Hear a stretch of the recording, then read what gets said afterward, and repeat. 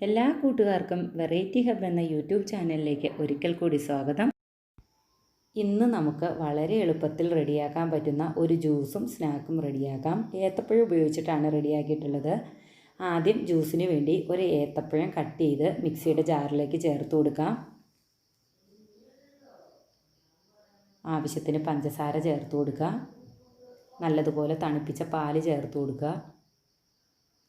Vanilla essence ചേർത്ത് കൊടുക്കാം.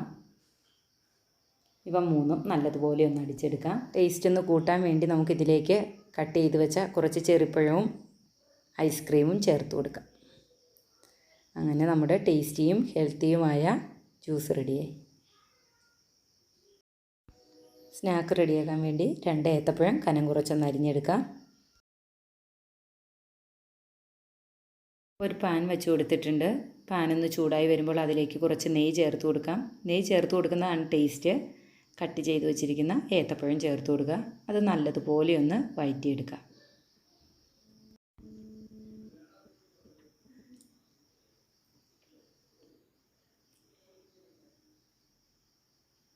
ഏത്തപ്പഴം നല്ല ഗോൾഡൻ കളറാകുന്നത് വരെ വഴറ്റിയെടുക്കണം.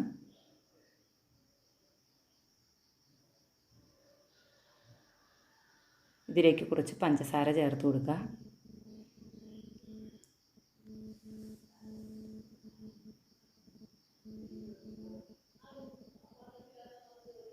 ആ പഞ്ചസാരയൊന്ന് മെൽറ്റായി വരുന്നത് വരെ ഒന്നുകൂടി വഴറ്റിയെടുക്കുക.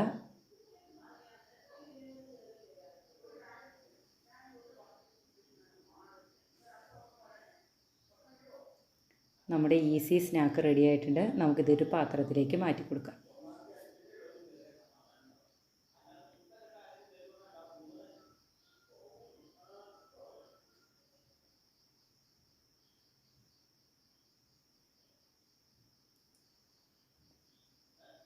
ടേസ്റ്റിയും ഹെൽത്തിയുമായ ജ്യൂസും സ്നാക്കും റെഡിയായി.